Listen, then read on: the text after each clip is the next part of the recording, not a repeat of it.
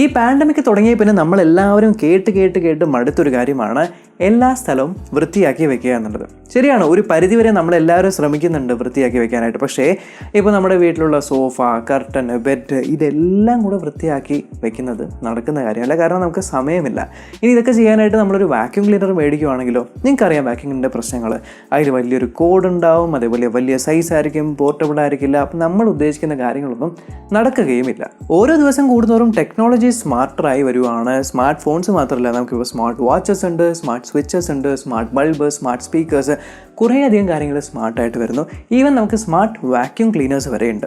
ഇനി smart vacuum cleaner എന്ന് കേൾക്കുമ്പോൾ എല്ലാവരുടെയും മനസ്സിൽ ഓടിയെത്തുന്ന സാധനമാണ് ആ ഒരു ചെറിയ വീടിനകത്ത് ഓടി കളിക്കുന്ന ഒരു ഡിസ്ക് ഷേപ്പിലുള്ള ഒരു ക്ലീനർ.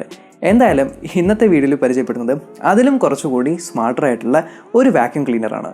നമ്മൾക്ക് ഇന്നത്തെ വീഡിയോയിലൂടെ പരിചയപ്പെടാം Dyson V11 Absolute Pro. ഡൈസണോ, അതേത് ബ്രാൻഡാണ് എന്ന് നിങ്ങൾ ചോദിക്കുവാണെങ്കിൽ, നിങ്ങൾ പ്രീമിയം ആയിട്ടുള്ള വാക്യൂം ക്ലീനർ ബ്രാൻഡ് വെബിൽ സെർച്ച് ചെയ്തിട്ടുണ്ടെങ്കിൽ നിങ്ങൾക്ക് ഉറപ്പായിട്ടും ഈ ഒരു ബ്രാൻഡ് പരിചയം ഉണ്ടാവും. ഇല്ല എന്നുണ്ടെങ്കിൽ ഉറപ്പായിട്ടും നിങ്ങൾ ചെക്ക് ചെയ്ത് നോക്കുക.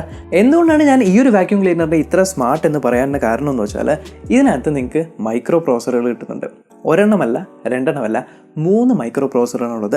അപ്പോൾ ഈ 3 മൈക്രോ പ്രോസറും ഈ ഒരു വാക്യൂം ക്ലീനറിനെ ഒരു സെക്കൻഡിൽ 8000 പ്രാവശ്യമാണ് മോണിറ്റർ ചെയ്തുകൊണ്ടിരിക്കുന്നത്. എന്തായാലും എവിടെയൊക്കെയാണ് മൈക്രോ പ്രോസർ ഉള്ളത് എന്നുള്ളത് വളരെ രസകരമായിട്ടുള്ള കാര്യങ്ങളാണ്. അധിക സമയം കളയാതെ പെട്ടെന്ന് തന്നെ നമുക്കിത് അൺബോക്സ് ചെയ്യാം.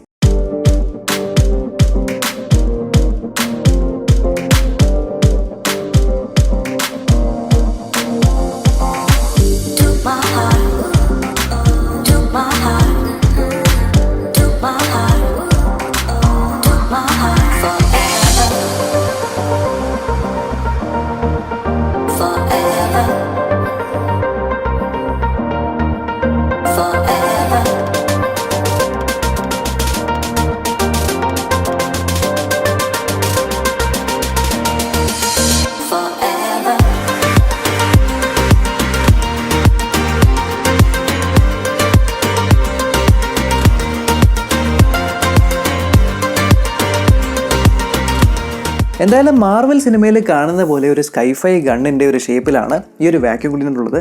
അപ്പോൾ ഈ വാക്യൂം ക്ലീനർ കണ്ടു കഴിഞ്ഞാൽ തന്നെ നിങ്ങൾക്ക് മനസ്സിലാവും, നോർമൽ വാക്യൂം ക്ലീനറിൽ നിന്നും വളരെ വ്യത്യസ്തമായിട്ടാണ് ഇതിൻ്റെ ബിൽഡ് വന്നിരിക്കുന്നത്. ഇതിൻ്റെ ത്രോട്ട് ഭാഗത്തിൽ, അതായത് നമ്മൾ ഈ ഒരു ട്യൂബ് കണക്ട് ചെയ്തിരിക്കുന്ന ഈ ഒരു ത്രോട്ട് ഭാഗത്തിലാണ് ഇതിൻ്റെ ഡസ്റ്റ് കളക്ടർ അഥവാ ഡസ്റ്റ് കണ്ടെയ്നർ വന്നിരിക്കുന്നത്. ഇതിൻ്റെ ബാക്ക് സൈഡിൽ നമുക്ക് ഫിൽറ്റർ കിട്ടുന്നുണ്ട്. അപ്പോൾ ഈ ഒരു ബാക്ക് സൈഡ് നമ്മളിങ്ങനെ ചെയ്ത് കഴിഞ്ഞാൽ ഇതിനകത്ത് നമുക്കിത് ഇതിൻ്റെ ഫിൽറ്റർ കാണാനായിട്ട് പറ്റും. അപ്പോൾ ഇവിടെയാണ് നമുക്ക് ഫിൽറ്റർ വന്നിരിക്കുന്നത്. ഇനി ഞാൻ അൺബോക്സിങ് കാണിച്ചെന്ന സമയത്ത് അതിനകത്ത് നിങ്ങൾ ചാർജർ കണ്ടു കാണും. അപ്പോൾ നിങ്ങൾ വിചാരിക്കും ചാർജറും, അങ്ങനെയാണെങ്കിൽ ഇതൊരു കോഡ്ലെസ് ആയിരിക്കും. കോഡ്ലെസ് ആണെങ്കിൽ ഒബ്വിയസ്ലി ബാറ്ററി ബാക്കപ്പ് വളരെ മോശമായിരിക്കും എന്നാണ് നിങ്ങൾ വിചാരിക്കുന്നതെങ്കിൽ അവിടെയാണ് പ്രീമിയം ബ്രാൻഡ് എന്നുള്ള ആ ഒരു ടാഗ് ലൈൻ വരുന്നത്. അപ്പോൾ ഈ ഒരു വാക്യൂം ക്ലീനറിൻ്റെ താഴെയുള്ള പോർഷൻ, അതായത് ഈ ഒരു വെക്കുന്ന പോർഷൻ, ഇത് ആക്ച്വലി ബാറ്ററി പാക്കാണ്. ഇതിനകത്ത് ഹൈ കപ്പാസിറ്റി ഉള്ള 7 സെല്ലുകളാണുള്ളത്. ഇതിനകത്ത് നിക്കൽ, കൊബാൾട്ട്, അലുമിനിയം കാത്തോഡുകളും ഉണ്ട്. അപ്പോൾ ഈ ഒരു കാത്തോഡുകൾ ഉള്ളതുകൊണ്ട് തന്നെ ഇതിനകത്തുള്ള ഹൈ പെർഫോമൻസ് ആയിട്ടുള്ള മോട്ടറിന് വളരെ നല്ല രീതിയിൽ ജ്യൂസ് കൊടുക്കാനായിട്ട് പറ്റും. ഇനി ഞാൻ ആദ്യം പറഞ്ഞ മൈക്രോ പ്രോസറുകൾ ഓർക്കുന്നുണ്ടോ, അതിൽ ഒരു മൈക്രോ പ്രോസർ ഉള്ളത് ഈ ഒരു ബാറ്ററി പാക്കിൻ്റെ ഉള്ളിലാണ്. രണ്ടാമത്തെ മൈക്രോ പ്രോസർ ഉള്ളത് ഈ ഒരു മോട്ടറിൻ്റെ ഉള്ളിലാണ്. ഇതിനകത്തുള്ളത് ഡൈസൻ്റെ ഹൈപ്പർ ഡൈമിയം മോട്ടറാണ്. അപ്പോൾ ഹൈപ്പർ ഡൈമിയം മോട്ടർ നിങ്ങൾക്ക് 1,25,000 RPM വരെ തരുന്ന ഒരു മോട്ടറാണ്. അപ്പോൾ ഇതിനകത്തുള്ള മോട്ടറും അതിലുള്ള മൈക്രോ പ്രോസറും ബാറ്ററിയും അതിലുള്ള മൈക്രോ പ്രോസറും കൊണ്ട് വളരെ നല്ല കോർഡിനേഷനിൽ നല്ലൊരു ബാറ്ററി ബാക്കപ്പും എക്സലൻ്റ് ആയിട്ടുള്ള പവറും തരുന്നതായിരിക്കും. ഇതിനകത്ത് നിങ്ങൾക്ക് ട്രിപ്പിൾ ഡിഫ്യൂസർ വരുന്നുണ്ട്. അതുകൊണ്ട് തന്നെ പവറും പെർഫോമൻസും നല്ല രീതിയിൽ മെയിൻറ്റെയിൻ ചെയ്യാനായിട്ട് പറ്റും. എന്നാൽ ഇതിലുള്ള നോയ്സ് വളരെ കുറവ് തന്നെയാണ്. ടർബുലൻസ് നിങ്ങൾക്ക് ഒപ്റ്റിമൈസ് ചെയ്യാനായിട്ട് പറ്റും. ഇനി ഏറ്റവും ആദ്യം ഞാൻ നിങ്ങളോടൊരു കാര്യം പറഞ്ഞായിരുന്നു, എല്ലാം വൃത്തിയാക്കി വെക്കുന്നതിനെ പറ്റിയിട്ട്. അപ്പോൾ ഈ ഒരു Dyson V11 Absolute Proവിൻ്റെ അകത്ത് നിങ്ങൾക്ക് ഒരു ഫുള്ളി സീൽഡ് ഫിൽട്രേഷൻ സിസ്റ്റമാണ് ഉള്ളത്. അപ്പോൾ ഇതുവഴി നിങ്ങൾക്ക് 99.97% പാർട്ടിക്കിൾസിനെയും ഇതിനെ സക്ക് ചെയ്തെടുക്കാനായിട്ട് പറ്റും. ഇതിൽ മൊത്തം 14 സൈക്ലോണുകളാണുള്ളത്. അപ്പോൾ ഈ ഒരു 14 സൈക്ലോണ് നിങ്ങൾക്ക് ഏകദേശം 79,000 ഗ്രാമിൻ്റെ ഫോഴ്സ് തരുന്നതായിരിക്കും. അതിലൂടെ നിങ്ങൾക്ക് 0.3 മൈക്രോൺസ് വരെയുള്ള ചെറിയ പാർട്ടിക്കിൾസിനും ഇതിനെ സക്ക് ചെയ്തെടുക്കാനായിട്ട് പറ്റും. ഇപ്പോൾ നിങ്ങളുടെ വീട്ടിൽ ചെറിയ ചെറിയ മൈറ്റുകളുടെ ശല്യം ഉണ്ടെങ്കിൽ അല്ലെങ്കിൽ കണ്ണിൽ കാണാത്ത ചെറിയ ചെറിയ പോളൻ അലർജിയൊക്കെ ഉള്ള ആൾക്കാരാണെങ്കിൽ ഈ ഒരു വാക്യൂം ക്ലീനർ വഴി അത്ര ചെറിയ മൈക്രോ പോളൻസും അതേപോലെ തന്നെ ബാക്ടീരിയ മൈറ്റ്സിനെ എല്ലാം ഇതിന് സക്ക് ചെയ്തെടുക്കാനായിട്ട് പറ്റും. ഈ വാക്യൂം ക്ലീനറിനുള്ളിൽ നിങ്ങൾക്ക് 3 പവർ മോഡുകളാണ് വരുന്നത്. അപ്പോൾ നിങ്ങൾക്കൊരു എക്കോണമി മോഡുണ്ട്, ഒരു മീഡിയം മോഡുണ്ട്, ബൂസ്റ്റ് മോഡുണ്ട്. പക്ഷേ നിങ്ങൾ ഏത് സർഫസിൽ ഉപയോഗിക്കുമ്പോൾ ഏത് മോഡാണ് വേണ്ടത് എന്നുള്ള കൺഫ്യൂഷനിൽ ഇരിക്കുവാണെങ്കിൽ അവിടെയാണ് ഞാൻ ആദ്യം പറഞ്ഞ 3 മൈക്രോ പ്രോസറുകൾ 3ാമത്തെ മൈക്രോ പ്രോസർ വരുന്നത്. നിങ്ങൾ ഈ കാണുന്ന ഹെഡുകളുണ്ടല്ലോ, ഈ കാണുന്ന ക്ലീനിങ് ഹെഡ് കുറച്ച് ഇൻട്രസ്റ്റിംഗ് ആയിട്ടുള്ള ക്ലീനിങ് ഹെഡ്സ് ആണ്. ഇതിനെ നമ്മൾ ഹൈ ടോർക്ക് ക്ലീനർ എന്ന് പറയും. കാരണം ഇതിൻ്റെ ഉള്ളിൽ നിങ്ങൾക്ക് ഡൈനാമിക് ലോഡ് സെൻസർ ഉണ്ട്.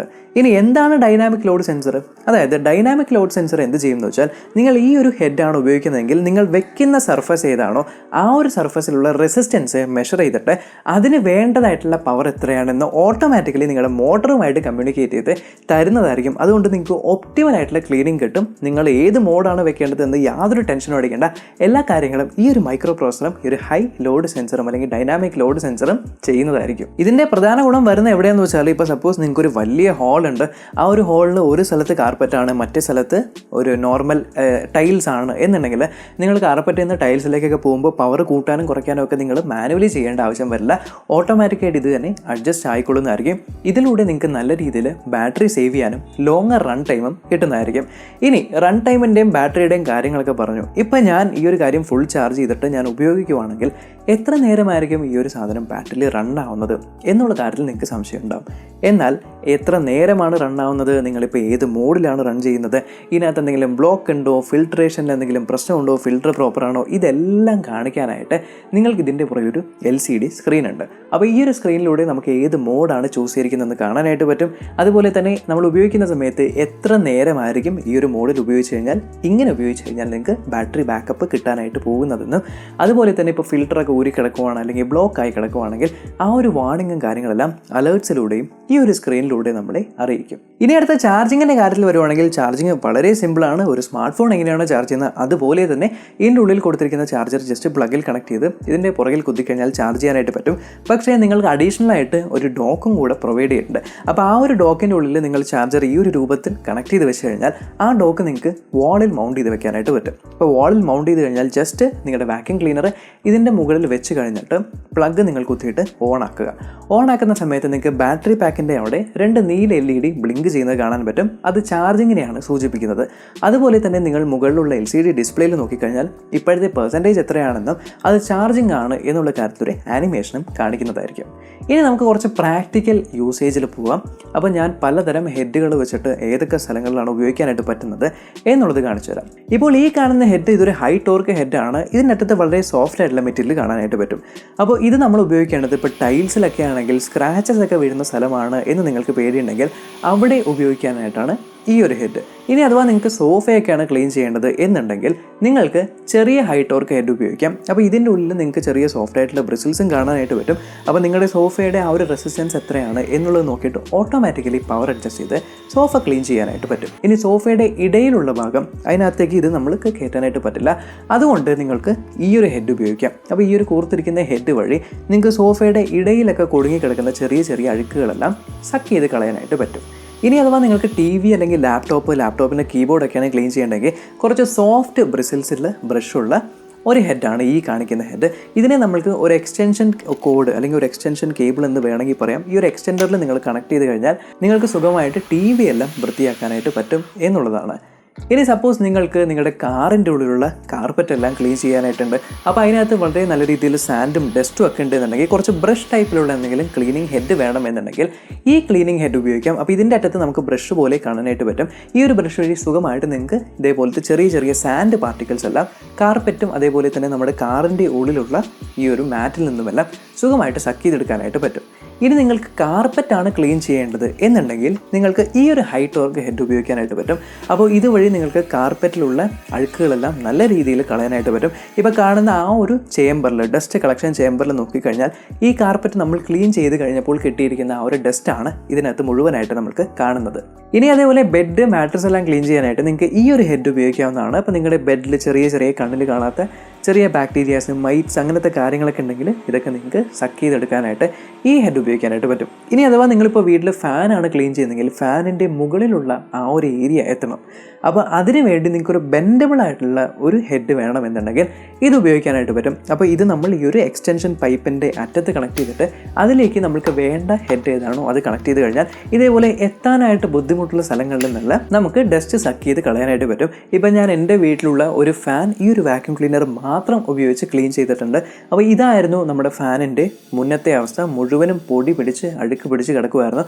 അപ്പോൾ ഈ ഒരു വാക്യൂം ക്ലീനറിൻ്റെ അറ്റത്ത് എക്സ്റ്റൻഷൻ കോഡ് ഉപയോഗിച്ച് ആ ഒരു ബ്രഷ് ഷേപ്പിലുള്ള ആ ഒരു ഹെഡ് ഉപയോഗിച്ച് നമ്മൾ ഫാൻ മുഴുവനായിട്ട് അങ്ങ് വൃത്തിയാക്കി നോക്കി.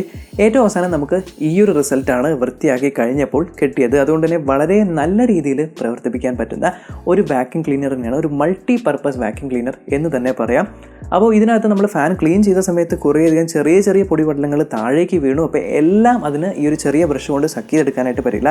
പക്ഷേ നമ്മൾ മറ്റ് ഹെഡുകൾ ഉപയോഗിച്ച് നമ്മൾക്ക് അതും ഫ്ലോറിൽ നിന്നും നല്ല വൃത്തിയായിട്ട് ക്ലീൻ ചെയ്തെടുക്കാനായിട്ട് പറ്റും എന്നുള്ളതാണ്. ഇനി ഇതിനകത്ത് കൂടിക്കിടക്കുന്ന ഡസ്റ്റുകളെല്ലാം എങ്ങനെ കളയുന്നു വെച്ചാൽ വളരെ സിമ്പിളാണ്. ജസ്റ്റ് നിങ്ങൾ ആ കാണുന്ന ചുമപ്പ കളറിലുള്ള ലീവർ നിങ്ങളിങ്ങനെ താഴ്ത്തി പിടിച്ചിട്ട് ഒന്ന് പൊക്കി കഴിഞ്ഞാൽ നിങ്ങൾക്ക് ഇതിൻ്റെ ഉള്ളിലുള്ള കമ്പാർട്ട്മെൻറ്റിൽ നിന്നും ഡസ്റ്റ് മുഴുവനും പുറത്തേക്ക് വരുന്നതായിരിക്കും. ഇനി അഥവാ ഈ ഒരു കമ്പാർട്ട്മെൻറ്റ് മുഴുവനായിട്ട് എടുത്ത് നിങ്ങൾക്ക് ക്ലീൻ ചെയ്യണമെന്നുണ്ടെങ്കിൽ ചെറിയ 1 എന്ന് എഴുതിയിരിക്കുന്ന ആ ഒരു റെഡ് ലിവർ നിങ്ങൾ പ്രസ് ചെയ്ത് കഴിഞ്ഞാൽ ഈ കമ്പാർട്ട്മെൻറ്റ് മുഴുവനായിട്ട് നിങ്ങൾക്ക് ഓപ്പൺ ചെയ്തെടുക്കാനായിട്ട് പറ്റും. എന്നിട്ട് നിങ്ങൾക്ക് ഏത് രീതിയിലാണോ ആ ഒരു രീതിയിൽ ക്ലീൻ ചെയ്തിട്ട് തിരിച്ച് ഇതിലേക്ക് തന്നെ വെക്കാനായിട്ട് പറ്റും.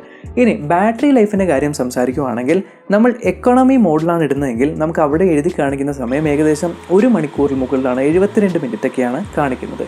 അതേസമയം നിങ്ങൾ മീഡിയം മോഡിലാണ് ഇടുന്നതെങ്കിൽ ഏകദേശം ഒരു 30 മുതൽ 40 മിനിറ്റ് വരെയാണ് നിങ്ങൾക്ക് പ്രവർത്തിപ്പിക്കാനായിട്ട് പറ്റുന്നത്. ഇനി അഥവാ നിങ്ങൾ ബൂസ്റ്റ് മോഡിലാണ് ഇടുന്നതെങ്കിൽ ബാറ്ററി ബാക്കപ്പ് കുറച്ച് കുറവായിരിക്കും കിട്ടുന്നത്. ഇനി ഇത് ഫുള്ളി ചാർജ് ചെയ്യാനായിട്ട് ഇനിഷ്യലി നിങ്ങൾ ഉപയോഗിക്കുമ്പോൾ ഫുള്ളി ചാർജ് ചെയ്യണം. ഫുള്ളി ചാർജ് ചെയ്യാനായിട്ട് ഏകദേശം 3-3.5 മണിക്കൂറാണ് എടുക്കുന്നത്. ഫുള്ളി ചാർജ് ചെയ്ത് കഴിഞ്ഞാലാണ് ഈ പറഞ്ഞ സമയങ്ങളെല്ലാം നിങ്ങൾക്ക് ഉപയോഗിക്കാനായിട്ട് കിട്ടുന്നത്. എന്തായാലും Dyson V11 Absolute Proൻ്റെ MRP വരുന്നത് 57,900 രൂപയാണ്. ശരിയാണ്, അത്യാവശ്യം എക്സ്പെൻസീവ് ആയിട്ടുള്ള ഒരു വാക്യൂം ക്ലീനറാണ്. കാരണം ഞാൻ ആദ്യമേ പറഞ്ഞാൽ പ്രീമിയം ബ്രാൻഡാണ്. എന്തായാലും ഇതിൻ്റെ അത്രയും എക്സ്പെൻസീവ് അല്ല എന്നുള്ള കാരണം കൊണ്ട് ഡെഫിനറ്റ്ലി ഇത് നല്ലൊരു ഇൻവെസ്റ്റ്മെൻറ്റ് തന്നെയാണ്. കാരണം വൺസ് നിങ്ങളിത് മേടിച്ചു കഴിഞ്ഞാൽ ഡെഫിനറ്റ്ലി നിങ്ങൾക്ക് വീട്ടിലെ ഏതൊരു സ്ഥലവും ക്ലീൻ ചെയ്യാനായിട്ട് പറ്റും. പിന്നെ രണ്ടാമത്തെ കാര്യം, ഇത് മെയ്ഡ് ഇൻ മലേഷ്യയും കൂടെയാണ്. സോ നിങ്ങൾക്ക് വിശ്വസിച്ച് ഇതിൻ്റെ ഡ്യൂറബിലിറ്റിയൊക്കെ വിശ്വസിച്ച് തന്നെ മേടിക്കാനായിട്ട് പറ്റും. ഇതിൻ്റെ പർച്ചേസിംഗ് ലിങ്ക് ഞാൻ താഴെ ഡിസ്ക്രിപ്ഷനിൽ ഇട്ടിട്ടുണ്ട്. ഈ ഒരു വീഡിയോ നിങ്ങൾക്ക് ഇൻഫർമേറ്റീവ് ആയിട്ട് തോന്നി ഉറപ്പായിട്ടും ചാനൽ ചെക്ക് ചെയ്യാനും ഇതുവരെ സബ്സ്ക്രൈബ് ചെയ്തിട്ടില്ല അല്ലെങ്കിൽ സബ്സ്ക്രൈബ് ചെയ്യാനും തൊട്ട് സൈഡിലെ ബെല്ലൈക്കൺ ക്ലിക്ക് ചെയ്ത് ഓൾ നോട്ടിഫിക്കേഷൻ എനേബിൾ ചെയ്യാനും മറക്കണ്ട. നമ്മൾക്കിനി അടുത്ത വീഡിയോയിൽ കാണാം.